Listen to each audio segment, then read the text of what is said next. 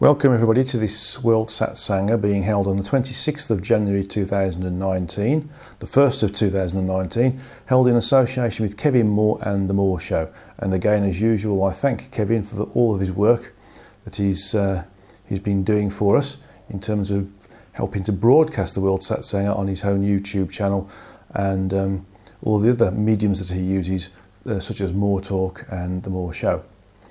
So let's have a look at the agenda for this particular month. The first on the agenda is a quick talk by myself on, is the digital reality a real reality or is it not a reality? Then we've got a whole group of questions from people who listen into the Satsanga, and I thank them all very much because there's some really good questions here. I've got lots of backed up questions as well from different people, so there's plenty for actually the next 6 or 7 months, I would guess. But that's always fantastic because it's good to have a few questions in one's back pocket.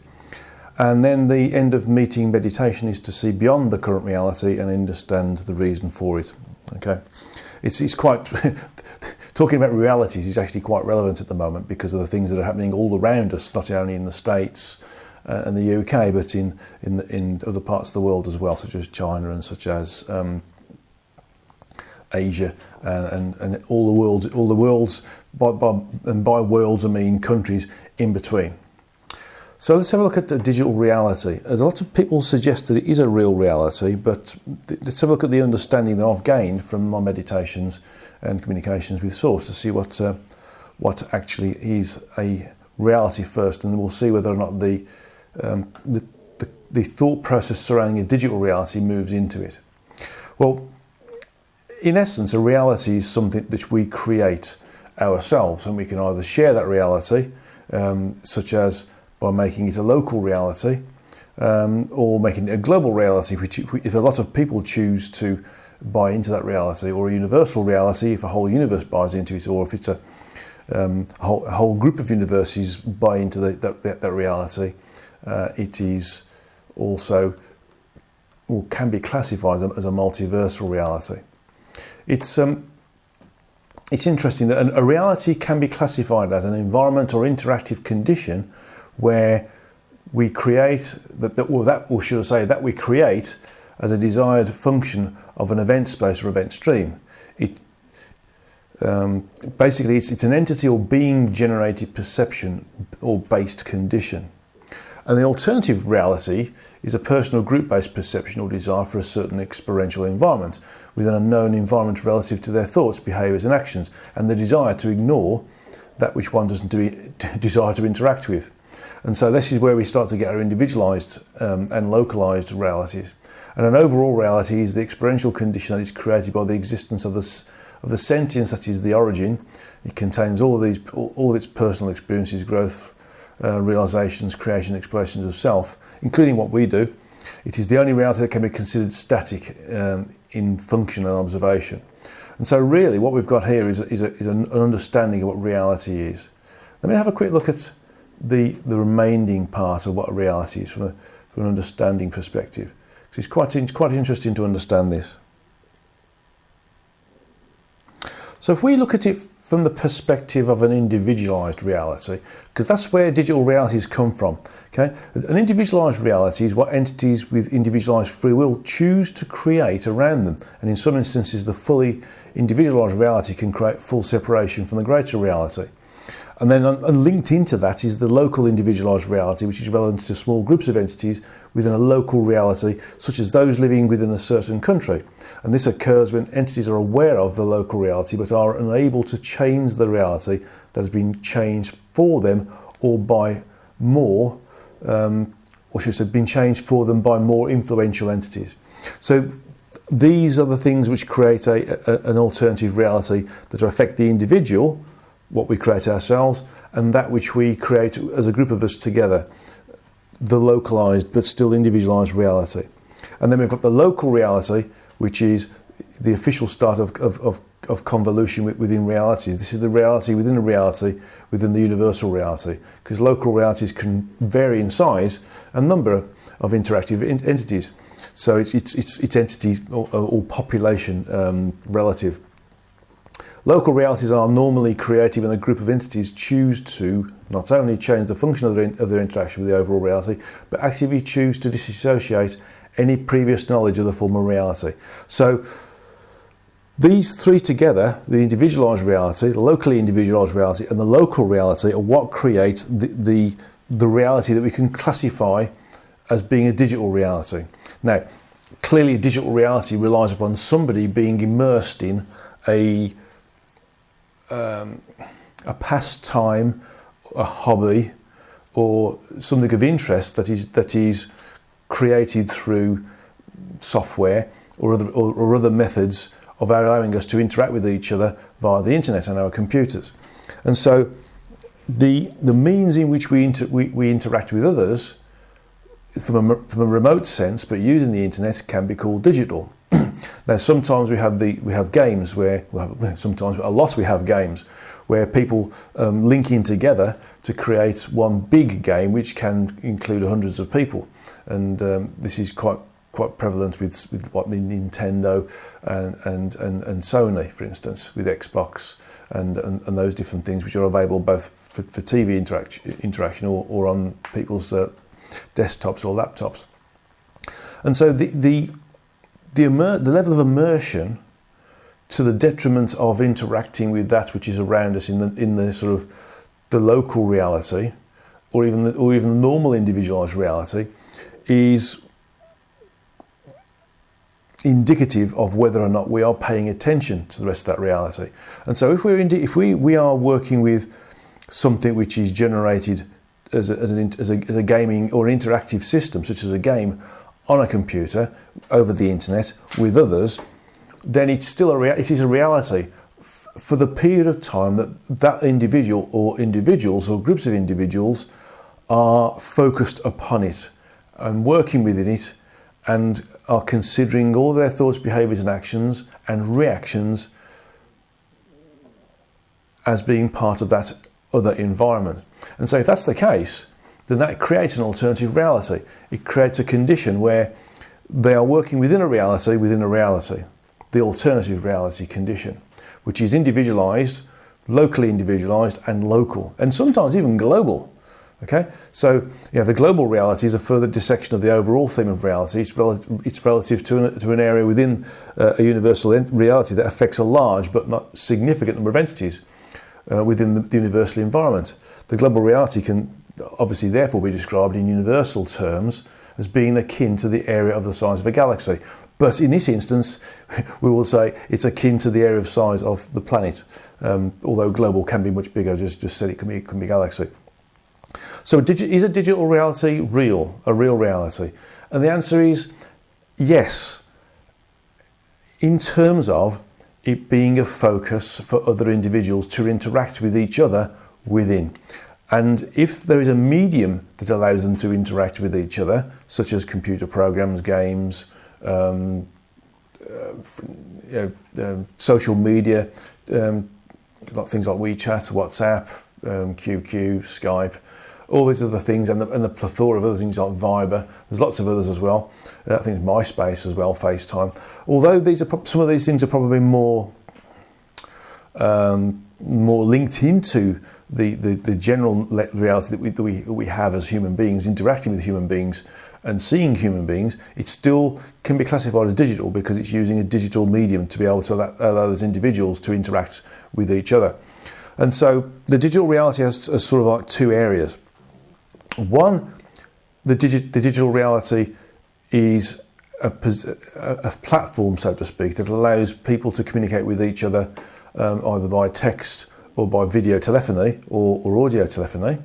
And so it's a digital medium that allows us to interact in creating a local reality or a small group reality between each other as we're communicating, or things like wider social media such as Facebook, for instance. You've got people who have communication on numbers of different groups where the members of those groups can be hundreds and sometimes thousands. Or you have the area of interaction with a digital reality where it's an individual specifically on their own within a game, and they're immersed within that game environment or other types of environments, such as even work, using some of the different word processing technologies or spreadsheet technologies, for instance, or they're doing something that is immersing their focus, so to speak, and making them look at things specifically to do with a small environment. Or again, you have the game environment or other environments that are being used as a more dynamic interaction within different individuals, but within a known digitized environment such as the game. And so we have different classifications of digital reality there, associated with the different types of interaction with others via a digital medium, which is the computer, or it can be a text message or a smartphone, for instance, or a tablet-based interactive interface. So we have different types of digitization that create a reality that we're all interacting with to create an interface between us as the physical reality, gross physical reality, and others in their gross physical reality using a digital interface. Interaction with that digital interface from the perspective of being totally immersed in it and interacting with those in the digital reality only creates the digital reality. And so we can create a digital reality where it is simply something that we use to interact with each other with, either from the perspective of just interacting from a game, from the perspective of a game, or from the perspective of wanting to communicate with each other, using it as a physical interface. Okay, and the other things are the individual who is immersing themselves within the digital that game, that digitized interactive medium, in a focused way to the point of the detriment of their ability to be able to communicate with others in their very local environment, such as those living in the same house, for instance. So getting back to the overall question, is the digital reality a real reality? I would say it can be classified as a real reality because we give it reality.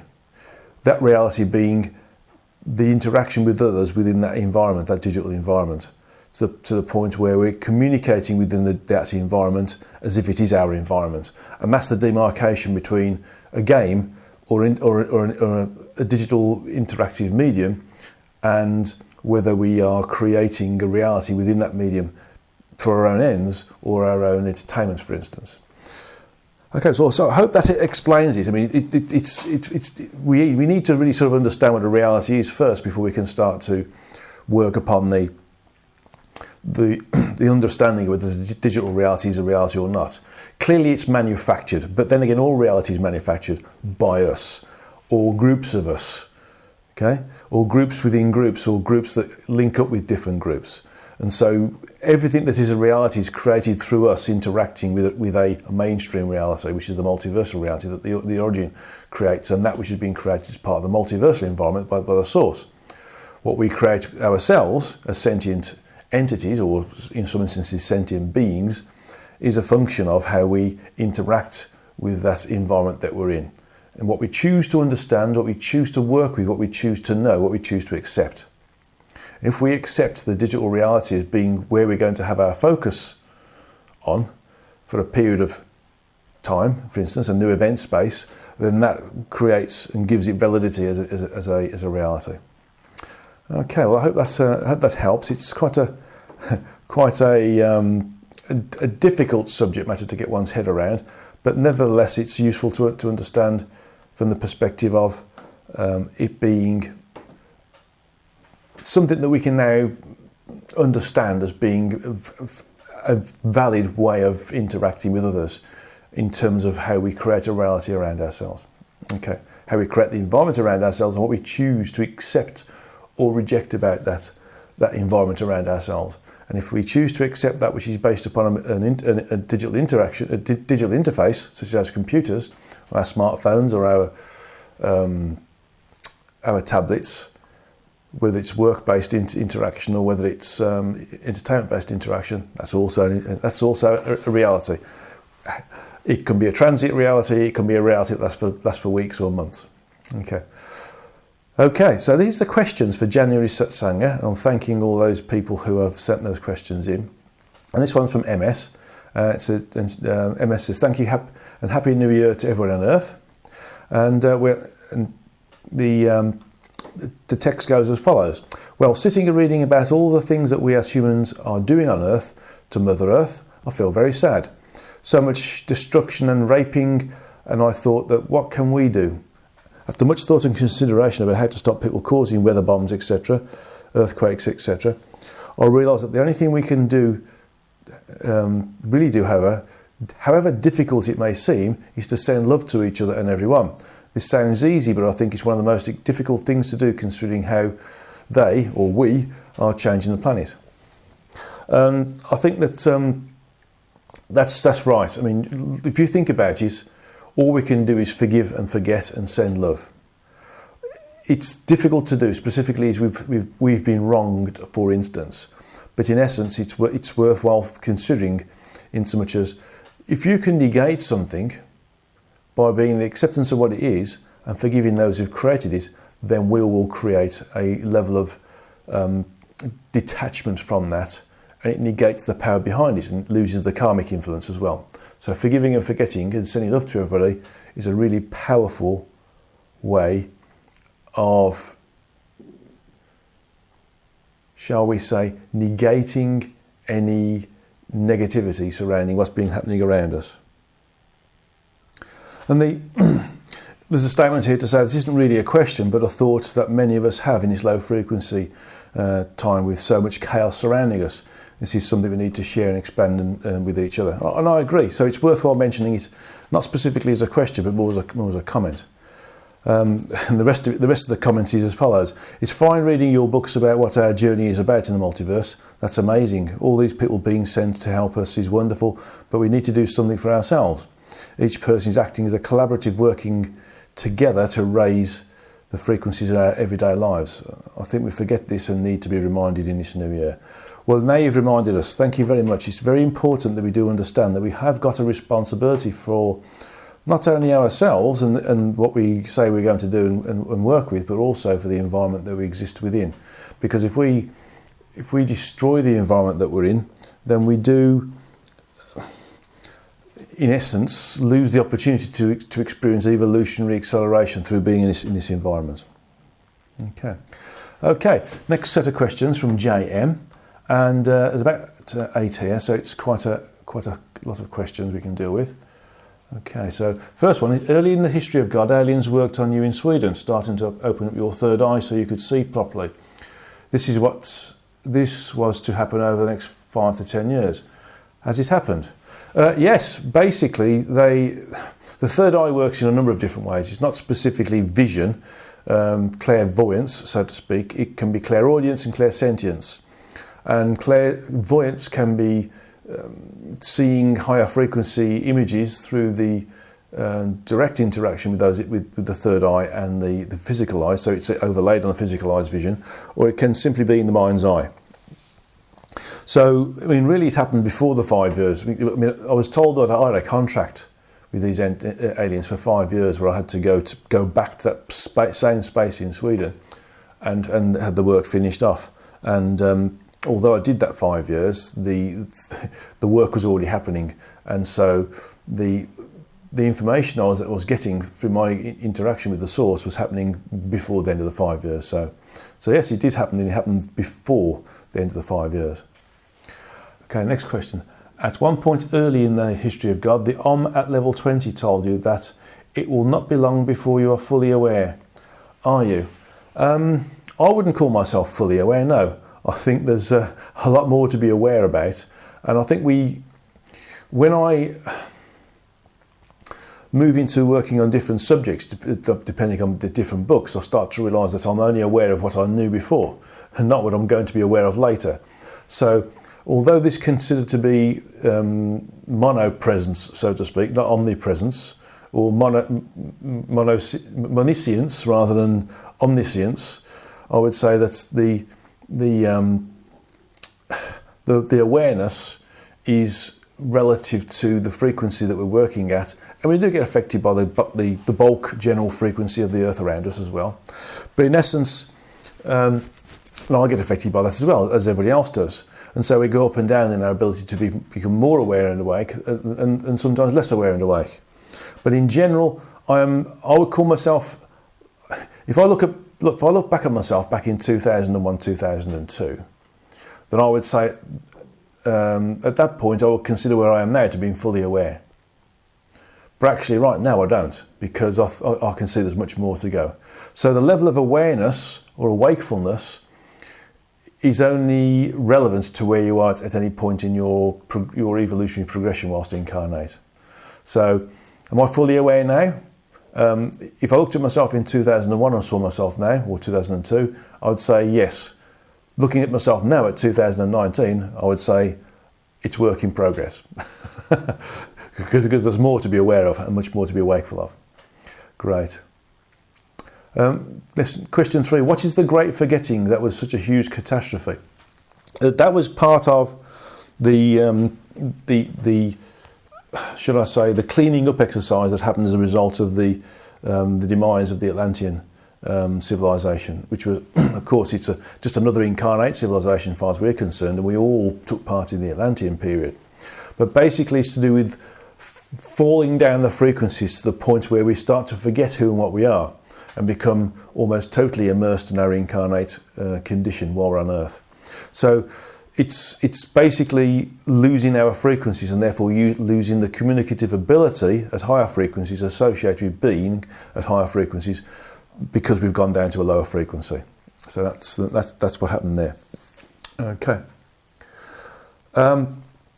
Question 4 is, when discussing why time is finite, Byron says, the source has decided when our departure would end, and we would all be together with the learning and experiences completed. This sounds like everybody will be fully evolved eventually, whether they work at it or not. Can this be true? Everybody has to work on being evolved, and when we've all mastered incarnation and then continued to evolve through being purely energetic, and we've all got to the point where we've experienced everything that can be experienced in every way, in interacting with others in different environments within the multiversal environment, and our true energetic self has risen to the 408th frequency, then we can consider the opportunity to recommune with Source. Now, when we've all done that and recommuned with Source, then we will all be fully evolved, and everybody will get there, irrespective of what they appear to be in this particular incarnation. They will all, or we will all, get to the point where we will be back in communion, in full communion with Source. But that's going to be a long way off in the distance, so to speak. Specifically from the point of where we're looking at it, I should say, because the event space has already got it happened. In event space, if you look at event space, everything's happened already. Everything did happen, would happen, should happen, could have happened, might have happened, would have happened, potentially would have happened. It's all happening right now, so it's already happened. Okay. Question 5. In the history of God, Hum says that the Earth has fallen down 9 levels. Are we still at -9? Hum. Fallen down 9 levels. Really, the Earth at one point was around the top end of the frequencies associated with the physical universe. If you remember, there's 12 frequencies associated with the physical universe, and it's the only universe that has 12 frequencies to create it. So, and although the Earth is a pan-frequential body, that means it's represented on each of those frequencies associated with the physical universe. We are now predominantly seeing, from our perspective, there are other incarnate entities that exist on other frequencies within the physical universe who are, for instance, looking at working with the Earth, but we wouldn't see them because they're higher frequency. So there's lots of other incarnate entities on the Earth, but we don't see them. Whereas we evolve as an incarnate entity and move up the frequencies, we have the ability to see more of the content associated with the physical universe, that's on Earth as well. So at one point in the Earth, we would have been working with the Earth at the 12th frequency. So it's not a case of the Earth dropping down 9 levels, it's the fact that we've dropped down 9 levels and we're seeing the Earth on the 3rd level of frequency, the 3rd frequency, which is what the real gross physical is represented within. Okay, and the answer is yes, we are still relative to the way that Hum explained it, yes, we are still -9. We sometimes 8.7, etc., etc. But looking at it from the other way around, we are sometimes 3.1, 3.2, 3.5, etc. We've been quite high, but we started to drop down again.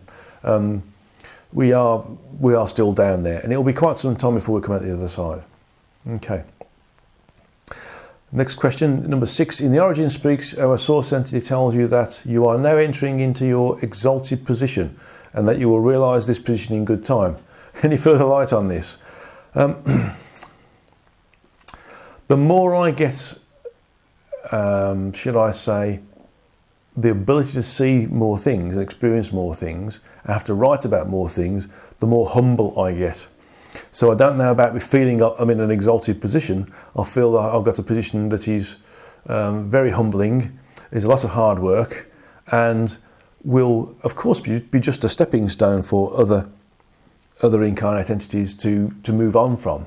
So I see it as being more of a case of realising that I'm being of ultimate service, and that ultimate service sometimes goes noticed and sometimes it doesn't go noticed, and sometimes that's disappointing, but that's just my ego. So I have to work on the ego to not be disappointed and just do it. And so I think that understanding what an exalted position is really is recognising that there is a lot of individuals who are being positively affected, I hope, through the work I'm doing. And if that's an exalted position, then that's fine. And I find it still very humbling, and it's a great responsibility as well. And of course, when one is put in a position of influence, one should be humble, because it is a great responsibility. Influencing others and having the ability to influence others in any way, shape or form is very, very responsible. And so we have to be humble when we do that sort of thing. Okay. Next question, number 7. In the Origin Speaks, the Origin discovers a new source entity that has been developed from an energy tendril from the Origin that it lost track of. So there are at least 13 source entities, or are there more now? Have you gotten in contact with source entity 13 or others? Maybe it's fodder for another book. No, I haven't been in contact with this source entity 13. Maybe it is fodder for Beyond the Origin, which will include not just things that are beyond the current area of polyomniscient sentient self-awareness that the Origin's got. And so it's not actually beyond the Origin, it's beyond that particular polyomniscient sentient self-awareness. But also it'll add extra information from the first that is above and beyond the Origin Speaks book. One of the things I have noticed is that there may be 11 more groups of 12 source entities, and this is something I've got to investigate further, and that again could be within the book Beyond the Origin, because I think that's very important to understand. Now, this has been something that's been kicking around within my understanding and ability to see things for some time now, and I'm starting to understand that really the environment that is the Origin is so vast that it may well have created 12 times 12 source entities, and all I've been given access to is not specifically the first 12, but a specific group of 12 that are linked to each other in some way. I'll need to look further into this to see what's going to happen. It may well be fodder for another book. And thank you for asking that question, because I wouldn't have remembered it, to be honest. I don't feel, least not straight away. Anyway, it may have come through as part of the communications with the Origin in the next book that we're talking about. Anyway, okay. Next question. In the Origin Speaks, the Origin says that information it is receiving from Source Entity 12 is very interesting, and that the two of you should go out to see what's happening up there someday. I agree, stating, I can see another book on the horizon. What will that book be and when? Well, that's the book that's going to be called Beyond the Origin. So I'm very pleased we've already answered that question, and it's interesting to note that it's clearly becoming obvious that there are a number of different things that we need to see already that are part of the current understanding gained from not just my work but other works as well. And so it's very, very, very important to understand that there are more things to understand, and that maybe there is another book that's required to do that. Okay, right, let's have a look at the next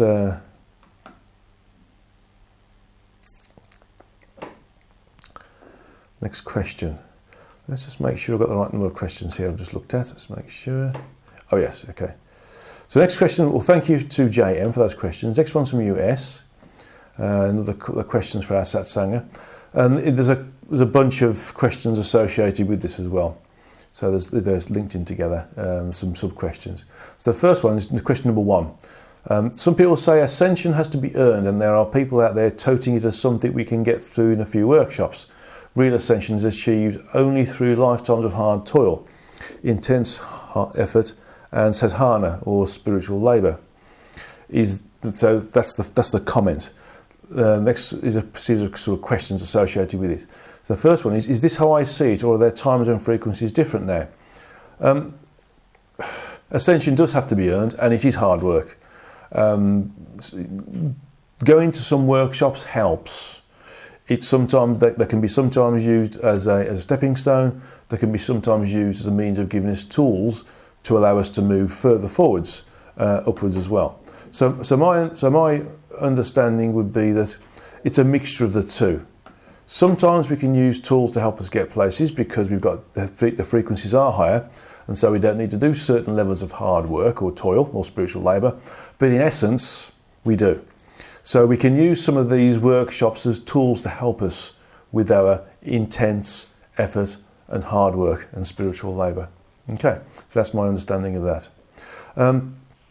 Next question, is that why your Traversing of Frequencies workshops actually do work to connect us with our soul, higher self and source? This is one of the stepping stones. I mean, doing the Traversing the Frequencies work and being able to be robustly, continuously and repeatedly linked with source doesn't stop you working. Doesn't stop us from having to continue to work on ourselves. That's just a particular stepping stone that allows us to understand part of the greater reality and realise the responsibility that we've got to ourselves and others to continue to work on ourselves. So the TTF work is actually just a tool to help get you there, get you to a certain level where you can start to progress further. And I always say that students that get to level 3, this is just the start. You should be doing this every day to understand where you are. I mean even I sometimes have to realise that I'm not doing enough. I don't think sometimes, it's all the time. So, and that can be distractive in terms of understanding and interacting with the rest of sort of incarnate humanity as well. So there has to be a balance there. So we have to work with the balance in terms of making sure we do our hard spiritual labour. We do take the opportunity to use certain tools to help accelerate our progression, but also we need to understand that we need to have a balance in how we interact with others whilst we're here as well. Okay. Next part of it is it because your teachings attract a select group of students that they've already done such work in other lifetimes? Yes, I would say that the number of individuals who do the TTF workshops are what I would call a qualitative number rather than a quantitative number. So from that perspective, one has to be at that level of expansivity and ability to be able to link into the greater reality using the TTF workshops. Now, it doesn't mean to say it's an elite program. It's not. It's just that it has to be, the timing has to be right for somebody. And you can have somebody who's for instance, not as highly evolved as somebody else, who would also notice the TTF opportunity and take it because it happens to be right for them at that time. So being more evolved than somebody else isn't an indicator of whether you would benefit from the Traversing the Frequencies workshops. But it means that they are in a position where they are capable of noticing the opportunity. And I suppose that is to do with other work and other evolutionary opportunities that have been experienced and worked on in other lifetimes as well. Okay. And so the next question is, does ascension have to be achieved through hard work and spiritual labour, or could it be easier than that, even on this plane of existence? When we're at a higher frequency and we affect the frequencies around us, then the frequencies of other people are also affected in a passive way. This is to do with the different forms of triangulation that we have, either direct line triangulation or inflationary triangulation. And so when we start some of these workshops, we can interact with the workshops and gain the benefits of those workshops faster now than we could do 50 or 60 years ago. As it happens, because the frequencies were higher about 5 or 6 years ago, we'd have benefited from those workshops much more 5 or 6 years ago than we do now. That's just a function of the base frequency of the Earth dropping down a bit because of us all getting complacent, basically, and thinking we've made it, and we actually haven't. And therefore we stop to work on ourselves, and then we stop to work on ourselves, our ego takes over, and we start to drop down the frequencies again. And this happens to everybody. And so we can get negative inflationary triangulation, and we can get negative direct line inflation, and we can get negative direct line triangulation as well. Okay, get myself in a bit of a tongue-tied mess there. So in essence, there was a time when we didn't need to do the vast amount of personal work, psychospiritual work on ourselves that I did with the Barbara Brennan-based healing studies that my teacher Helen Stott made us do, which was important and necessary. And there was a point where we didn't need to do that because the overall the Earth was a higher level. But now I feel we do start to be starting to come back into the frequencies where we do start to need to use it again. Interestingly enough, another student of mine, a TTF level 3 student of mine, went to a weekend in the Valley of the Pyramids. I think it was around 2014. And she said that there was a young yogi there who'd stated that he'd been taken over, whose body had been taken over by the soul of Babaji for a couple of weeks. And the proof of this was that he was playing a flute, and he couldn't play a flute before, but Babaji could play a flute, so he picked up this ability to play a flute. And that was part of his proof that it actually happened. But on top of that, he said that Babaji had told him that the only thing that you need to do at that point in time, which was now 5 years ago, to progress was to be a vegetarian and meditate. And, quote, you don't even need to do Kriya Yoga now, unquote. Well, that is, Kriya Yoga was the fast track at that point in time, some time ago, with Paramahansa Yogananda, to becoming self-aware, self-consciousness and achieving Samadhi, which is being able to transcend the physical and be in connection with the greater reality, which is what the Traversing the Frequencies workshops do. And so, at that point, things were so high frequency that we didn't need to do some of the really, really hard work because we were naturally high frequency anyway. But now we are lower frequency again because of what's happening around us. We do need to start doing things that are, shall I say, the base ground foundations of everything. And that includes things like opening the chakras every day, which is what I teach in the first lessons of Traversing the Frequencies. The basics of what we do need to be referred to now because we've come a lower frequency.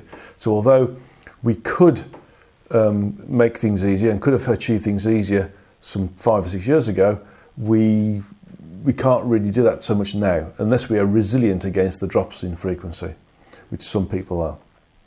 Okay, next question is question 2. You said that in your next book, which will be about diseases, that's the healing book, by the way. It's called Psychospiritual Healing and the healing modalities. I haven't got the full title right now, but it's all about healing, energy healing and psychospiritual healing as well. I said that in that book which will be about diseases and how to heal them by psychospiritual programming and other healing modalities, right? Yes. What disease conditions will you be covering in that book? For more the merrier, for humanity's sake, based upon some of what my readers have told me. Well, basically, it's going to go through the basic understanding about energy healing, and will be based upon the work that I was taught by my teacher Helen, who was a first-generation student of Barbara Brennan. So there's quite a few references. I've cited Barbara quite a lot because it needs to be done. That you have to recognise and respect the work that somebody else has done from an academic perspective. So it goes into different things that can be done there, things like organ reconstruction, healing the aura, the energy templates that create the human form, and the chakras, etc., those sort of things. But there are also things about removing astral entities and healing diseases that are created through incorrect thoughts, behaviours and actions, rather than actual sort of physical damage or other diseases that are part of a genetic issue. Okay, and the psychospiritual side will be to be reprogramming things from a psychospiritual perspective, which create a physical response or a physical dis-ease or detriment to the individual. And also within that psychospiritual programming, there'll be the opportunity to reprogram DNA structures energetically so that they can start to correct, with the help of changing the energetic templates that create the human form, any dysfunctions that are there that create disease, etc., or create some forms of physical malfunction, dysfunction, or disease, or disability, for instance. So that's what it's all. That's what it's about there. And part of this would include things like autism, for instance, or schizophrenia, or bipolar disorders, which we classify as terrible human conditions. And there's nothing spiritual about them, the questioner says. It's outrageous to even suggest that. They need medication. Some say, what is spirit anyway? Maybe these people are possessed by demons or angels. Or maybe they just need to be understood. And the thought processes that creates potential schizophrenia or bipolar disorder or even autism just needs to be worked with and recognised so that they don't become terrible conditions, but more they are a different type of way of existing and different type of way of connecting with other entities, or a different way of interacting with the empathic conditions that we experience. And so this is part of what the book's going to talk about, and how to deal with these different things as well. I mean, I don't see autism as being a disease. I don't see schizophrenia as being a psychological problem. I don't see bipolar disorder as being a condition that is insurmountable. I see them all as being misunderstood ways in which we exist. And if these things can be understood and the reasons for them are being understood, and the individual patient or client can be re-educated and reprogrammed, or not as the case may be, then these things will be fully understood and they will no longer be classified as being non-standard, so to speak, or diseases, or a condition which is not normal. Okay. And the last part of it is, this is why your next book is really necessary into increasing our understanding of physical and mental illnesses from the healing, and their healing from a higher perspective. Well, thank you. Actually, I thought that book was going to be finished in about June, July this year. With the amount of stuff that's coming out, I'm doubtful of that now. There's quite a lot coming out actually, and I'm already around the 40,000 word mark. So there's lots of stuff there, and I've got to see if I can get some good images to explain what I'm talking about. Things like showing the chakras as I see them. And examples of some of the ways in which chakras can present themselves to us, or some of the ways in which we can perceive them, and also things like seeing astral entities and working on spine cleansings and all of these different things. There's going to be a need of a number of different images, or should I say drawings, that are going to be created. And I'll end up doing some myself, but I've got a very nice partner who's very good at art, and he's currently being persuaded as to whether that can be done for this particular book. Okay. Last question before we go into the meditation. And I've got a lot of questions in the background. I've got the question arrived today, which I've had to put until next February.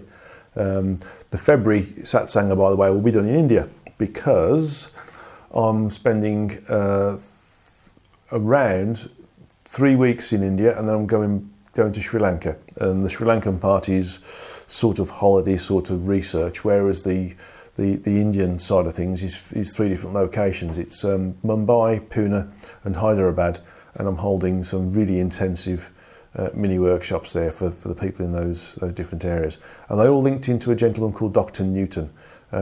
He's a very good, influential spiritual leader. He's got a lot of shall I say, progressive ideas for educating people and spreading the knowledge of the greater reality.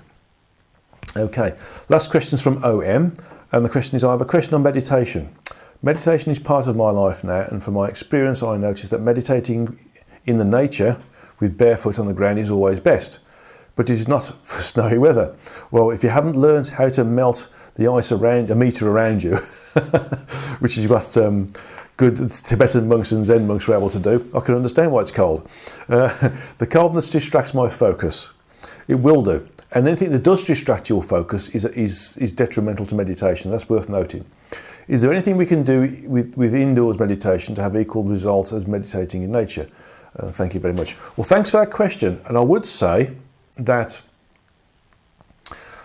one of the ways in which you can effect a really good meditation is to, in effect, sit in a straight-backed chair or in a lotus position if you can, or if you're into Zen, you can kneel in the way that Zen Buddhism or Zen monks kneel when meditating, and position yourself facing the east so that you're getting the energies, because the energies move over the earth from the east, because that's the way the sun rises and falls. It rises in the east and sets in the west. Well, the cosmic energies that are associated with the sun fall across the earth coming from the east onwards. So that helps. Also, select your meditation time in one of the daily equinoxes of midnight, 6 in the morning, 12 noon, or 6 in the evening, for instance. So you've got those cardinal points: midnight, 6 in the morning, 12 noon, 6 at night. If you can meditate on one of those days, again, you get more energy coming through that way. And also, sitting in a straight-backed chair is preferential, if you can. And another way of doing it is to isolate yourself from the earth, from the energies associated with the location that you're in, the environment that you're in. And the way to do that is to get a woolen blanket of some sort, pure wool, and just drape it over the chair, and also have some part of it on the floor where your feet are going to be, and that'll insulate you. So that creates a condition where you are not influenced by the environment around you, this being the house, for instance, and the energies associated with the house. And so it brings you back to a neutral condition to what you're experiencing when you're outside meditating in a woodland area or a grassy area in a park, for instance. So that's one thing that you could do. The other thing is, if you do that and you have a number of different house plants around you as well, that's worthwhile doing. And if you have any cleansing crystals that you can use, you can also place those at one of each corners of the room that you're in as well, or place them around you, one in each corner for square, for instance. That'll all help you as well. Just make sure that the crystals that you've got are cleansing crystals, or you can, if they're silicon crystals, that you use your intention to clear them, and you can clean them and clear them by putting them in a solution of salty water, and better achieved. The cleansing is better achieved by having the crystal in the salty water on a full moon, with the energies of the moon also bathing the stone as well. That really cleans it off. And then you can hold it in your hand and use your intention for that stone to provide a link with the earth energy, the energy of nature. And that's when you're meditating, it'll project it. It'll maintain like a bubble of energy for you that is part of the natural energy around that isn't affected or interacted by or interfered with by man. Okay, so that's one thing you could do as well. It's best to keep yourself comfortable, without doubt. Being uncomfortable, being in pain, or the environment being too cold or too extreme does in fact cause a problem in terms of how we are able to focus on the meditation. Okay, so that's good. So try to use that, and that'll help a lot. Right, nearly at the end of the satsanga now. So what we need to do is just go through the meditation associated with sensing the reality around us and accepting it. The meditation to see beyond the current reality and understand the reason for it. So it's understanding our reality that we're in now. So get yourselves in your meditative position, either in cross-legged, lotus position, kneeling down in the Zen if you want to, or as we do normally, we should sit in a straight backed chair with our back straight, our neck straight, feet flat on the ground with our hands, palms uppermost on the upper thighs. And just close your eyes and focus the closed eye vision on the location of the spiritual or third eye. This is not the spiritual or third eye chakra, which is a different thing. The spiritual or third eye is a different thing. But they're in the same spatial location, so to speak, which is in between the two eyebrows and above the bridge of the nose.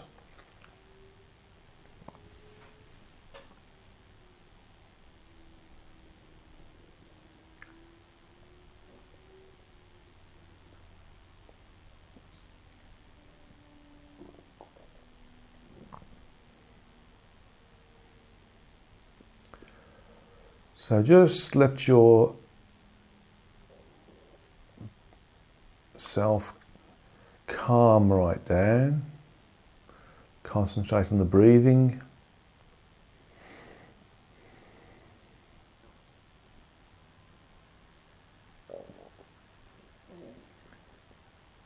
And all that is happening around us is within us.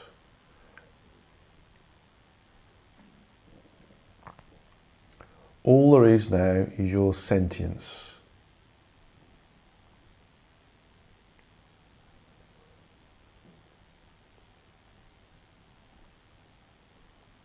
Your closed eye vision is focused on the area of the origin of the spiritual or third eye. You may be experiencing pressure in that area. You may be experiencing tinnitus in your ears. Tingling of the hands, or any other parts of the body that are sensitive.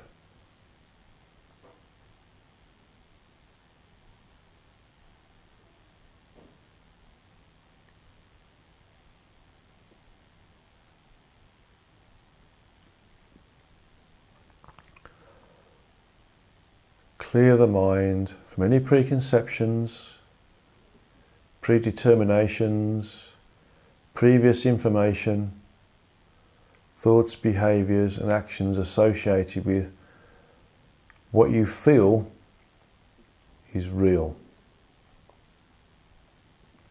All there is now is your sentience.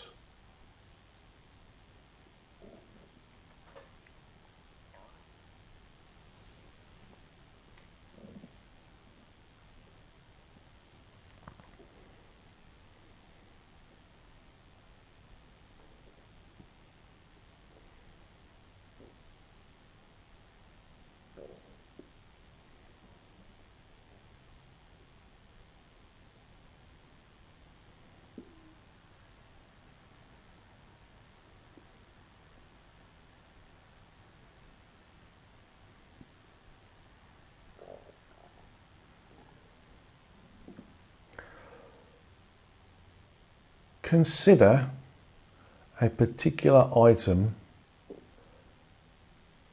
of news that you've experienced. It can be something that's happened today, yesterday, day before, last week, last month, last year.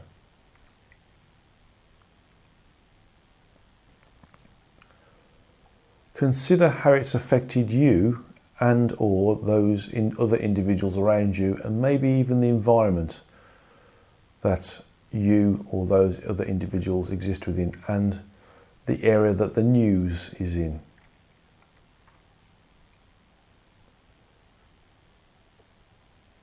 Detach from the humanity of it, the horror, the delight, the concern, the fear, the joy, the worry,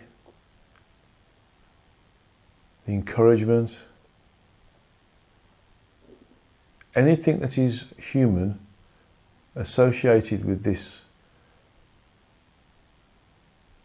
experience or piece of news that you're focusing on should be detached. It simply happened.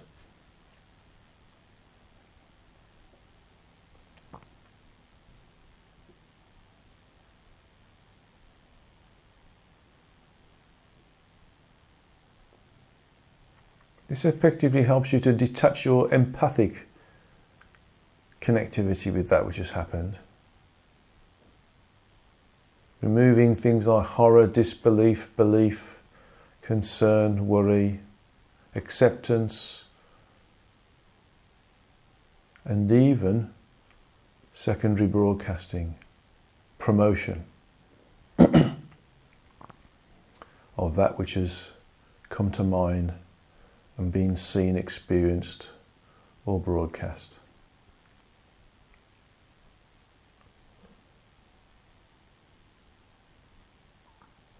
Now that you can see beyond it, now that you can see that you are no longer attached to it from a human perspective, and it seems to be just a series of events within an event space, ask the question, what was the overall reason for this happening? What benefit would those interacting with it have? What would be the experience? What would the learning be? What would the overall evolutionary progression be?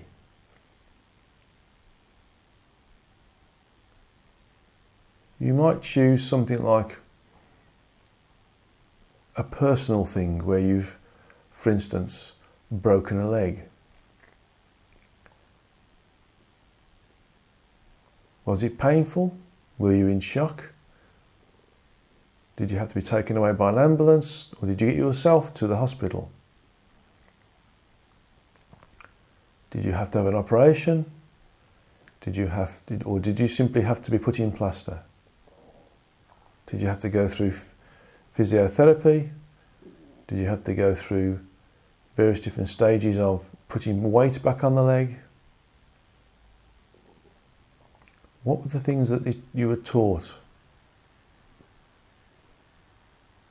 You were taught what it's like to break a leg, what it's like to feel the pain or the shock associated with it, what it's like to depend on somebody else for repairing it for you, what it's like to walk without one leg working properly, how you can relate to others who've got the similar condition or lost a leg,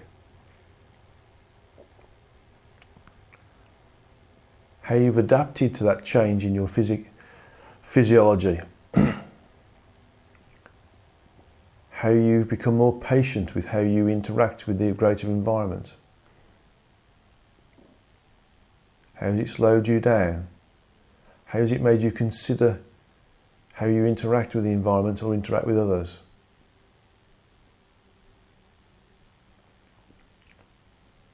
How you can share your experience with others.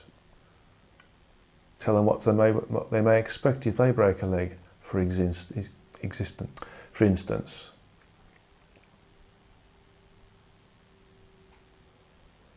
See that there's a deeper meaning behind the reality that we experience all around us. It's not just good news, bad news, and shades of grey in between, so to speak. Everything is an evolutionary opportunity born through experiential interaction. Whether it's physical interaction or psychospiritual / mental interaction.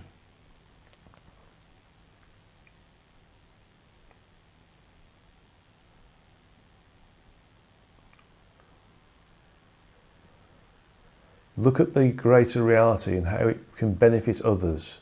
How does something that seems to be negative create positives, great positives with others? How does a natural disaster bring people together to help those who are affected by the disaster? The total number of individuals thinking of thoughts, sending love, sending aid is significantly larger than those who experienced the natural disaster.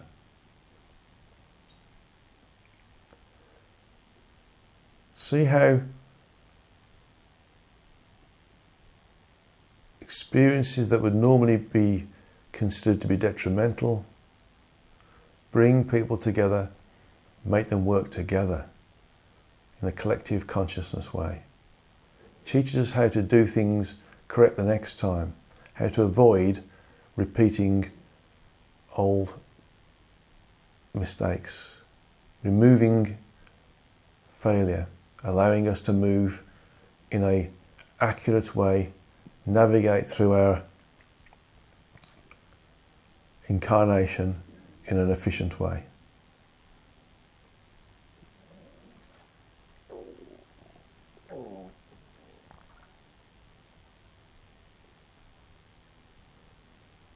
See that everything that's experienced has a meaning, a deeper meaning, an opportunity for expansion, an experiential and evolutionary progression.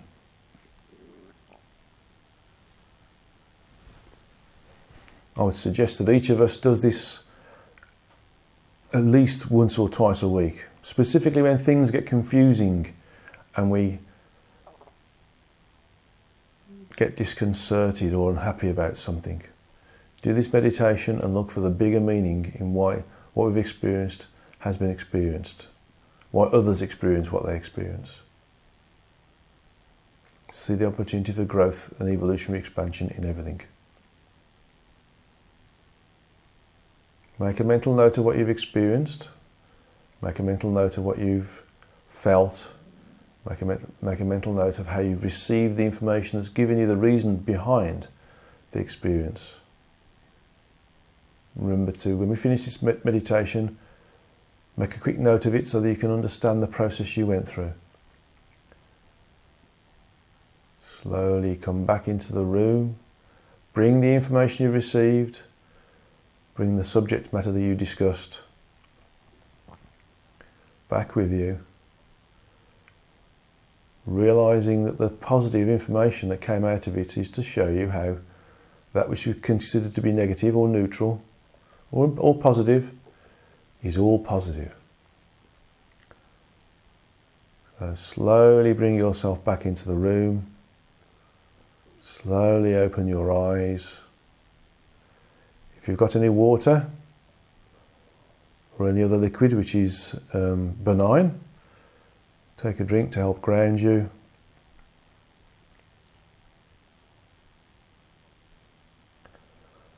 And think about it for a personal meditation tomorrow, for instance.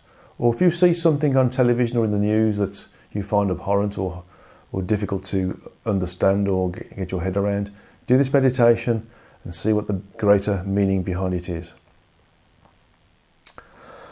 Well, thank you very much for listening to the Satsanga and participating in the Satsanga's questions, the short talk on the digital reality, and this particular meditation on seeing beyond the current reality and the reason for it. And I look forward to sharing the information on the next Satsanga with you, which will be in February. I believe it's going to be, let's have a look, it's going to be on probably the 23rd of February, yes. So if I can have about the 15th or 16th of February the questions, and it's going to be held in India.